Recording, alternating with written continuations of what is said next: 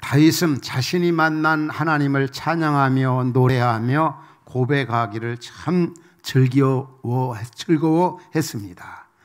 오늘 또 우리에게 누군가가 질문을 던진다면 그 질문이 당신이 만난 하나님에 대해서 한번 고백해 보십시오. 이야기해 보십시오. 그렇게 질문을 받는다면 여러분 자신, 우리가 만난 하나님을 어떻게 나눌 수가 있겠습니까? 다윗은 정말 오늘 본문에 보면은 그 자신이 만난 하나님이 이런 하나님이었다고 자신 있게 생동감 있게 아주 생생하게 간증하고 노래하고 있는 모습을 볼 수가 있습니다. 이 일찍이 신약에 나오는 우리가 잘 아는 바울 같은 경우도 참 간증을 굉장히 잘했습니다.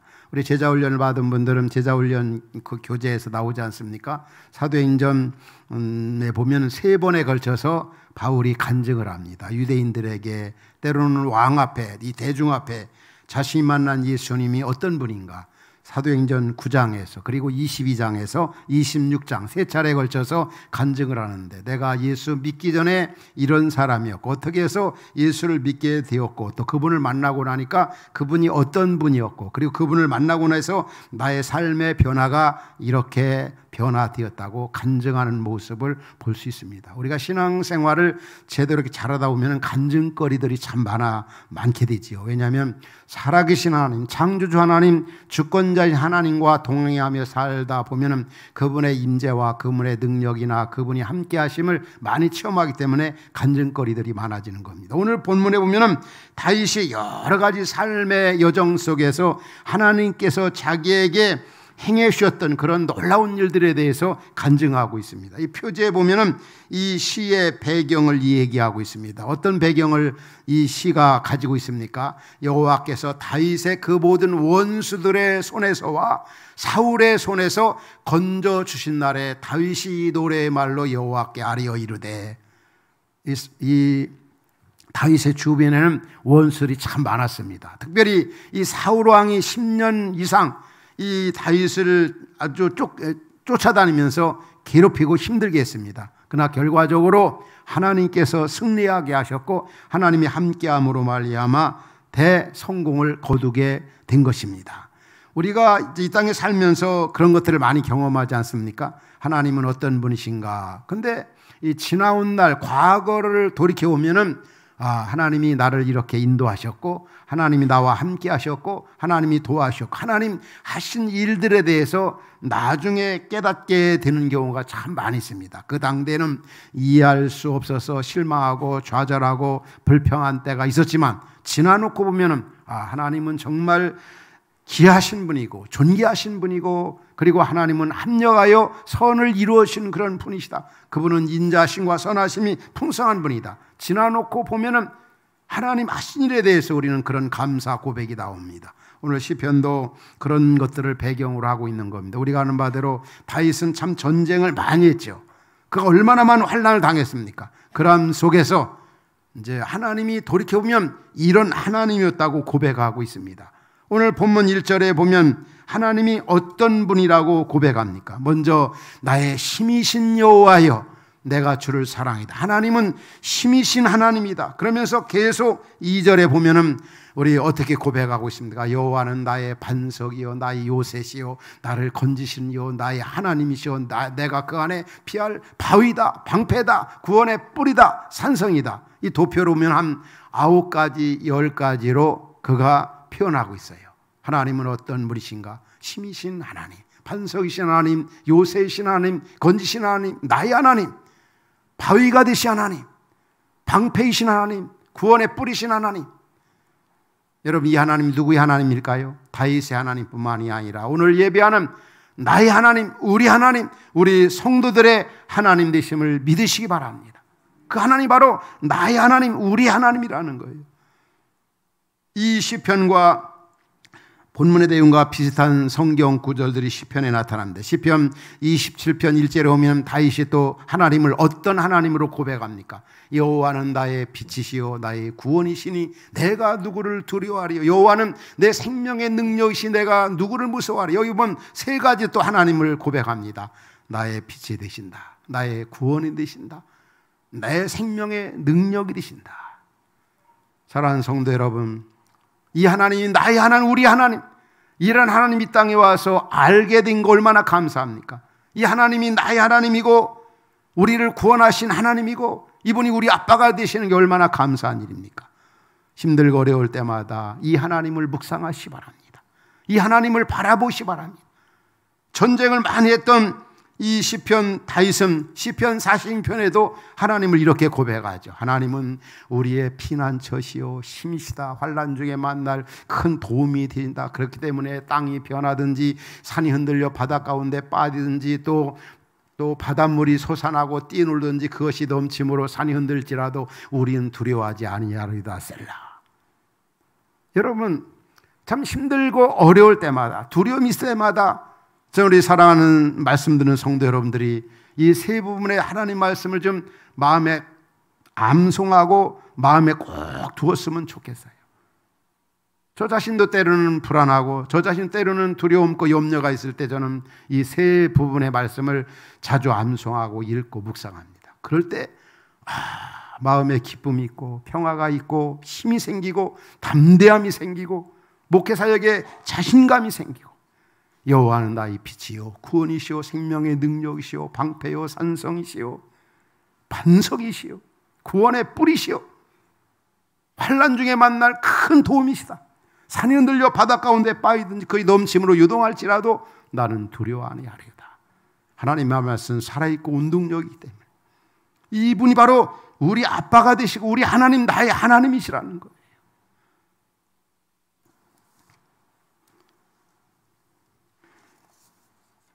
우리 교회학적으로 이렇게 하나님이 어떤 분이신가를 할 때 12가지 품성을 얘기합니다. 하나님이 마음 가운데 가지고 있는 품성. 오늘도 우리 찬양대에서 찬양을 드렸죠. 하나님의 그 인자하심과 그 선하심, 그 긍휼하심 얼마나 크고 귀한지. 우리 교회학에서 말하는 그 하나님의 속성이 어떤 것들이 있습니까? 우리 도표에서 보면 하나님은 전능하신 분이다. 하나님은 전지하신 분이다. 하나님은 모든 걸 다스리고 주관하신 주권적이신 하나님이시다. 편재 어디든지 안 계신 곳 없이 계신 무수부재하신 하나님, 영원적 스스로 계신 독립적인 하나님이시고 변하지 않는 하나님이시고 영원하신 하나님이시고 공의로우신 하나님이시고 거룩하시고 진실하시고 긍휼이 풍성하신 분이고 죄인에 대해서 인내하시는 분이고 지혜로우신 분이고 사랑이 풍성하신 분이다. 여러분, 이 하나님을 기억할 때, 이 하나님을 묵상할 때 우리 마음 가운데, 여러분 마음 가운데 어떤 생각이 되어집니까? 야, 진짜 감사하구나. 이분이 내 아빠가 되시는구나. 염려, 근심, 걱정 이분한테 다 내어맡겨 버려야 되겠다. 또 다른 그 고백들이 성경에 나타납니다. 주님을 만났던 사람들의 고백을 보면은 하나님이 역사하셨을 때마다 이름을 지었어요. 여호와 삼마, 하나님이 거기 계시다. 여호와 로이, 여호와는 나의 목자가 되신다. 여호와 니시, 바로 하나님은 승리케 하신다. 여호와 라파, 하나님은 치료하시는 분이다. 여호와 샬롬, 하나님은 우리에게 평강을 주시는 분이다. 이런 하나님을 늘 기억하시고 힘들고 어려울 때마다, 두려움이 있을 때마다, 염려될 때마다 이런 하나님이 바로 내 하나님이다. 우리 아빠가 되신다. 우리가 하나님에 대해서 진짜 우리가 하나님에 대해서 다윗처럼 다양하게 표현할 수 있어요. 다양한 언어로, 다양한 그림으로. 그리고 하나님 사랑합니다. 그 정도, 그런 것보다 다양하게 표현하는 게 좋잖아요. 사실 제가 만든 균형 잡힌 신앙생활 성경 공부 교재가 상당히 질문을 해놓고 정답을 성경 구절 하나만 한 게 아니라 제가 많이 해놨어요. 왜냐하면 어떤 분은 질문 앞에 한 가지 성경 구절을 가지고 답을 얻을 수 있지만 또 어떤 분들에게는 다른 성경 구절이 더 정답으로 마음에 와닿기 때문에 다양하게 그 정답을 표현했습니다. 질문 앞에 이 정답을 여러 성경 구절들을 이렇게 표현한 이유가 다양한 표현과 다양한 언어로 표현할 때 그 말씀 배우고 듣는 사람들이 은혜가 되고 더 깨닫게 다양하게 여러 부류의 사람들이기 때문에 말씀을 배우는 사람들이 깨달을 수 있기 때문에 우리 그 아가서를 보면은 구약의 교회론이라고 얘기들 합니다. 구약의 교회론을 어디냐면 아가서. 근데 아가서 내용이 그 솔로몬이 술람미 여인을 사랑하는 이 사랑의 고백이 다양한 언어로 다양한 그림으로 표현되어 있어요. 아내가 이렇게 남편에게, 혹은 남편에게, 남편이 아내에게, 또 형제가 자매에게, 자매가 형제에게 사랑을 표현할 때 늘 한 가지 방법보다는 다양하게 표현하는 게 참 좋잖아요. 그냥 사랑한다 그 말보다는. 어떤 화평교회와 이 교회 제가 목회한 역사가 이제 35년째 이렇게 되어져 가는 것 같아요. 저의 아내가 저한테 자주 주문하는 게 이런 말입니다. 당신 좀 그 설교 표현을 다양하게 할 수 없느냐고. 다양하게. 같은 의미지만 다양하게. 그 히브리인들의 문체가 그래요. 같은 의미를 다양하게 표현합니다. 바로 다윗이 하나님에 대해서 그냥 한 번으로 표현한 게 아니라 아주 그 하나님이 어떤 하나님인가를 다양하게 표현한 것처럼.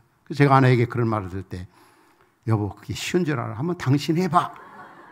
이런 얘기할 때도 혹 있습니다.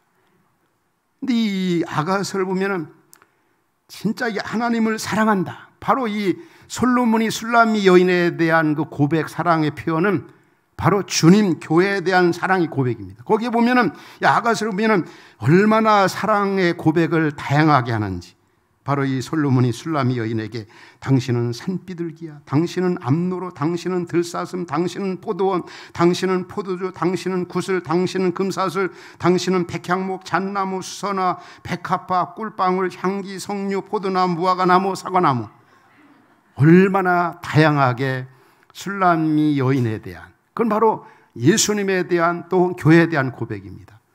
아마 남편들이 아내에게 이렇게 표현하면 굉장히 좋아할 거예요. 형제들이 자매에게 당신은 나의 태양이요, 나의 빛이요, 나의 구원이요, 뭐 이렇게. 다시 말하면 우리 하나님 아버지가 어떤 분인가, 진짜 얼마나 귀한 분이고 얼마나 아름다운가. 우리의 마음에서 우러나오는 이 고백이 참 필요하다는 거예요. 다윗처럼 나의 힘이 되신 여호와요, 나의 능력이신 여호와요, 나의 생명, 구원, 방패, 산성, 피할 바위 되시는 여호와 하나님, 로이가 되시고 니시가 되시고 라파가 되시고 샬롬이 되시고 삼마가 되시는 하나님, 정말 하나님 사랑합니다.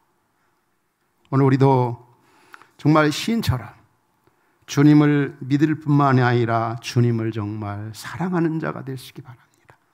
이런 하나님을 알게 된 거, 이런 하나님을 믿게 된 거. 다윗이 이렇게 주님을 깊이 만난 그런 때가 언제였습니까?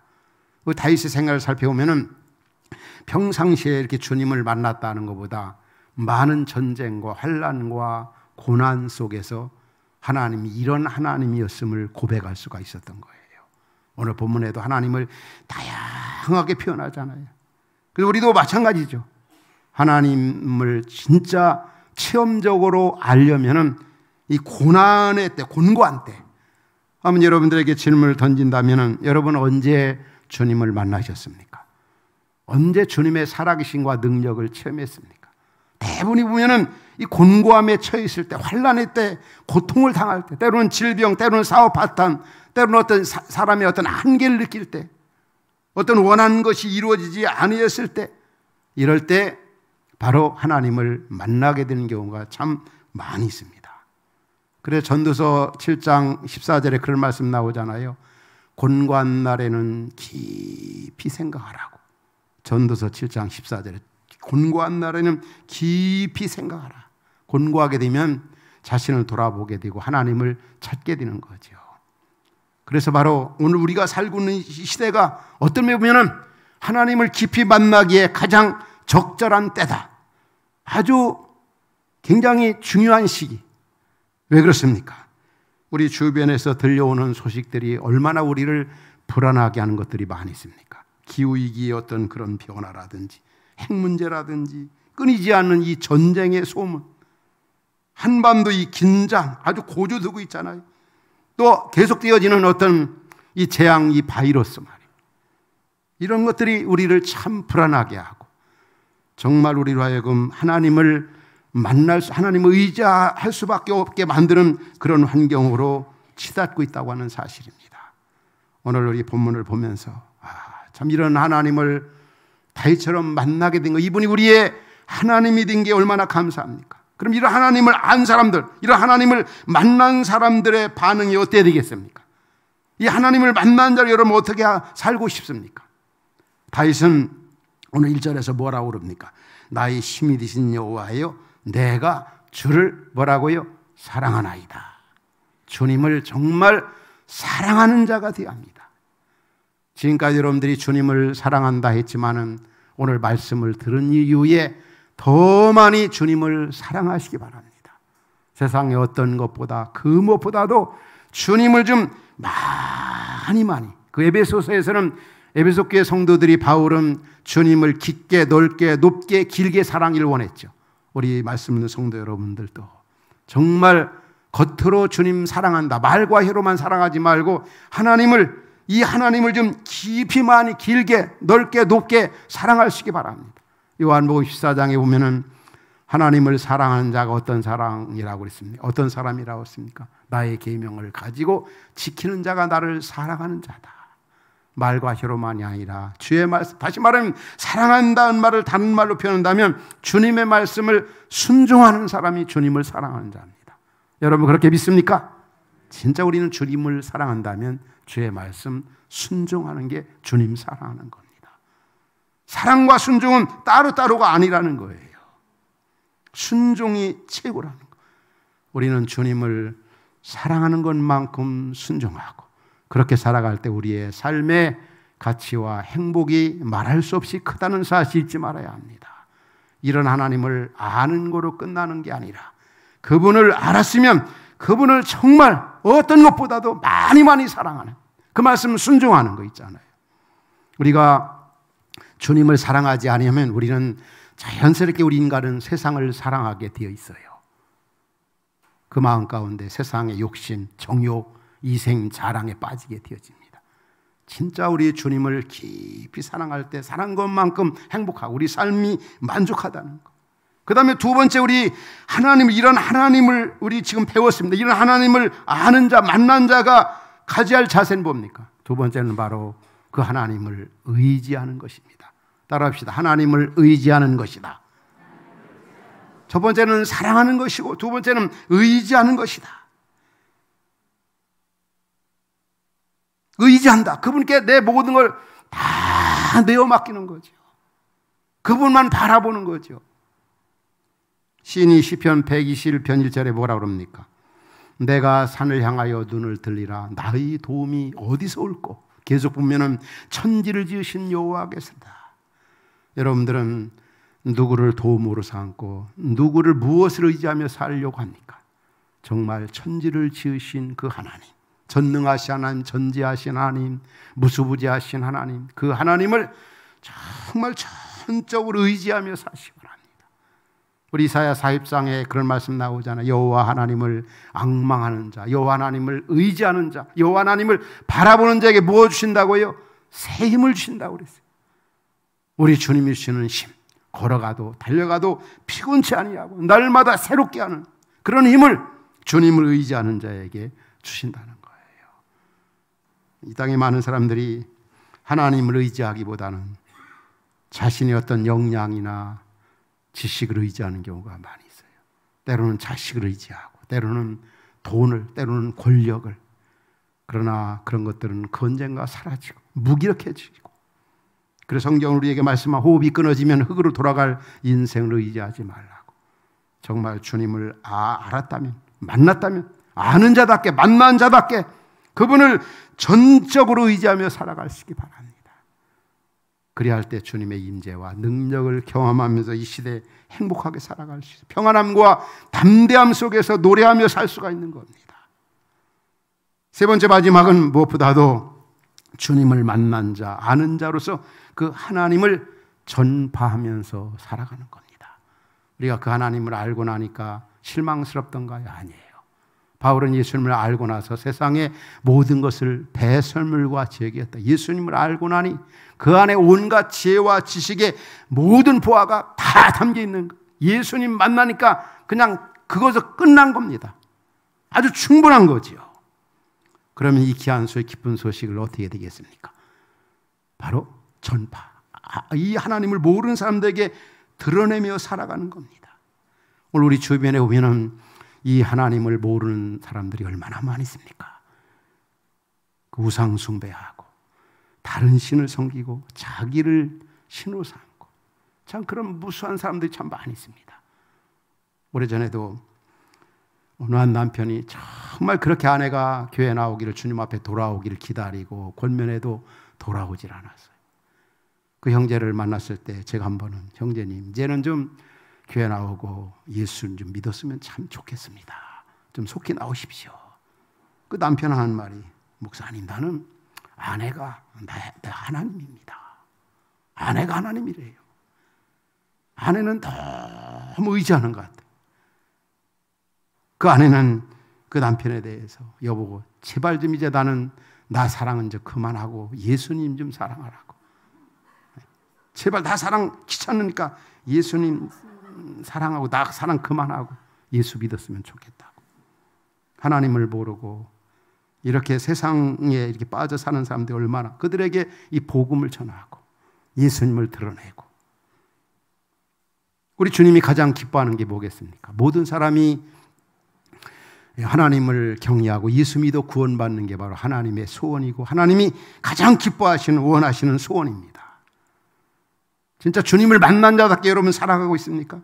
제가 지난 주간에 하루 전주 지역에 갈래 동역자 몇 분과 함께 그 기독교 유적지를 방문했습니다. 먼저 그 전주에 가면은 예수 병원이 있습니다. 그 예수 병원은 그 1989년도, 1890년 그때 바로 이 선교사분들이 이제 세워진 그런 병원입니다. 특별히 이제 그 미국 북쪽에 그 한 자매 한 분이 이제 그 의과대학을 졸업하면서 아주 수석으로 졸업해. 그가 공부한 목적은 나는 조선 땅에 가서 의로 선교하려고. 그 자매에 의해서 세워진 그 병원이 바로 이 예수병원입니다. 그 자매의 이름이 바로 이 마티 잉골드라고 하는 그 자매입니다. 30세 나이에 4개월 동안 항해해서 이제 조선 땅에 이렇게 도착해서 그 병원을 세웠는데, 그 예수병원 그 언덕에 가보면은 남장로교회, 미국의 남장로교회 그 17명의 그 평신도 선교, 원래 7명의 평신도 그 선교사들이 이 땅에 와서 그 어려운 시대에 그 당시에 이 학질, 이 질병, 이질, 이 풍토병이 얼마나 심했는지 모릅니다. 그래서 이 7명의 자녀들과 함께 17명의 자녀들이 이제 무덤에 이렇게 묻혀 있습니다. 언덕에. 사진에서 볼 수 있죠. 그런데 그 당시에 보면은 먼저 언더우드 선교사, 아펜젤러 선교사가 먼저 이 땅에 와서 복음을 전하고 안식년을 돌아가서 미국에 가서 얘기합니다. 그 형에게 지금 남조선에 참 예수를 모르고 있고 가난과 질병으로 죽어가는 사람들이 많이 있다. 그때 이 언더우드 선교사 형님이 있었는데 그 형 이름이 이제 존 토머스라고 하는 그런 형제입니다. 그런데 동생의 이런 소식을 듣고 그가 물질에 대해서 걱정하지 말라. 내가 후원하겠다. 근데 그 언더우드 선교사님 그 형은 어떻게 물질을 이렇게 부유하게 되었느냐 하면은 그 당시에 이제 타자기를 이제 수정 보완 발명을 한 겁니다. 원래 이제 이 토머스가 이 타자기 발명 이전에는 그냥 타자 이 타이핑 하기만 했지 위에서 이렇게 타자를 치면서 볼 수가 없어요. 문서를 이렇게 발송을도 할 수 없고 만들어낼 수가 없게 되었어요. 그런데 이 토머스가 이제 타자기를 발명한 거죠. 그래서 요즘에 아는 분들은 옛날에 타자기 쳤던 분들은 알죠. 이 바로 언더우드 타자기라는 게 바로 언더우드 선교사 그 형이 그것을 발명한 거죠. 수정한 거죠. 그래서 그 당시에 이제 북장로교회 평신도 사역자들 6명과 남장로교회 평신 사역자들 7명에서 13명이 그 타자기를 통해서 얻은 그 부를 그 언더우드 선교사님 형님이 그 당시 금액으로 따지면 2억 한 5천만 원. 그 13명 이 조선 땅에 와서 얼마든지 다 쓸 수 있고 또 선교비로 할 수 있는 그런 금액이라는 거죠. 그래서 이 언더우드 선교사님 그 형은 보내는 선교사로서 물질과 기도로 최선을 다했던 겁니다.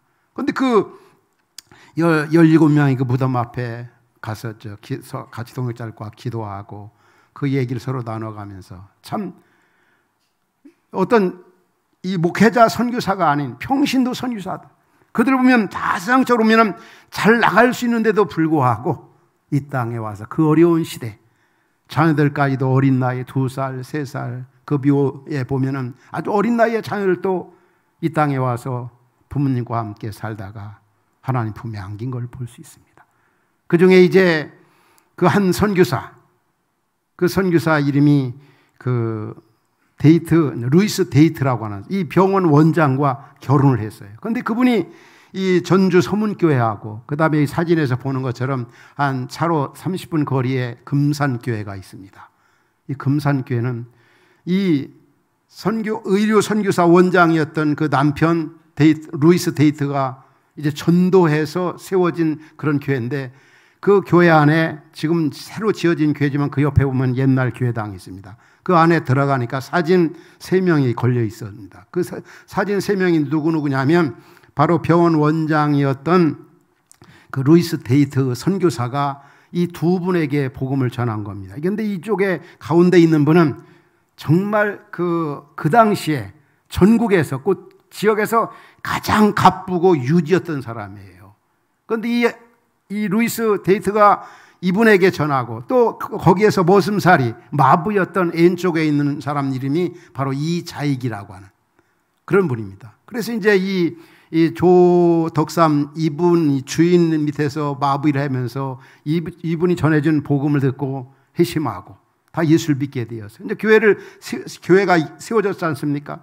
근데 우리처럼 이제 요즘 말하면 이제 장로 투표를 했습니다. 근데 놀라운 사실은 이 조덕삼 유지고 교회당을 건축하고 그렇게 영향력 있는 이 사람과 이 마부였던 이 이자익 이분하고 했을 때 이자익은 되고 또 이 조덕삼 이분은 탈락한 겁니다. 이제 성도들이 난리가 난 거지. 이러다가 교회가 분열되는 거 아닌가. 정말 이 조덕삼 이분은 훌륭했습니다. 당연히 이자익이 돼야 된다. 그런 이후에 그를 이제 이자익 이분을 평양신학교로 보내서 공부해가지고 훌륭한 목사가 돼가 그 당시에 총회장을 3번에 걸쳐서 하도록. 제가 이런 말씀을 여러분에게 나누는 이유는 오늘 이분들이 전해준 복음을 듣고 우리가 예수를 믿게 되었어요. 참 그 귀한 선교사분들이 이 평신도 선교사들 얼마든지 잘 나갈 수 있는데도 불구하고 예수님의 손과 발이 되어 그 어두운 그 아주 침울한 그런 이 조선 땅에 와서 복음을 전해 주었습니다. 오늘 저나 여러분들은 복음의 빚진 자입니다. 정말 예수 만난 자로 하나님을 아는 자로서 우리가 해야 할 일이 뭐겠습니까? 복음을 전하는 일입니다. 이 하나님을 모르는 이웃에게 전하는 귀한 일. 그래서 우리는 복음의 빚진 자로 사명을 잘 감당해야 되지 않겠습니까? 오늘 우리는 이 시편 18편을 통해서 다윗이 만난 하나님이 어떤 분이신가를 배웠습니다. 그 하나님은 바로 우리 하나님, 나의 하나님이십니다. 바로 이 하나님을 아는 자, 만난 자로서 우리가 가장 심수할 일이 뭐겠습니까? 그분을 전하는 일입니다. 아직도 우리 가정에 우리 남편, 아내, 부모님들, 자녀, 동료들 이분을 드러내는 일이 얼마나 중요하니 무엇보다도 이 험난한 시대 속에 이분을 전적으로 의지하며 사는 겁니다. 이분을 사랑하며 사는 겁니다. 그래서 이 시대적 사명을 잘 감당하는 그러한 은혜가 오늘 말씀을 듣는 여러분 모두에게 있기를 주의 이름으로 축원합니다. 기도하겠습니다. 오늘도 우리 주신 말씀 붙잡고 잠시 기도하기를 원합니다. 여러분, 다윗의 하나님은 바로 우리의 하나님이십니다. 정말 우리의 힘이신 그 하나님, 정말 감사합니다. 이 하나님을 만나게 된 거, 이 하나님이 우리 아빠가 된 거 너무 감사합니다. 이제 이 하나님 모시고 우리는 어떻게 살아야 되겠습니까? 하나님, 이 하나님, 이제 오늘 말씀 들은 후에 더 많이 사랑하며 살게 하여 주옵소서. 이 하나님을 전적으로 의지하며 살게 하여 주옵소서. 이 하나님을 전파하면서 이 하나님을 전하면서 선교적 삶을 살게 하여 주옵소서. 오늘 주신 말씀 붙잡고 잠시 함께 기도하겠습니다. 하나님 아버지,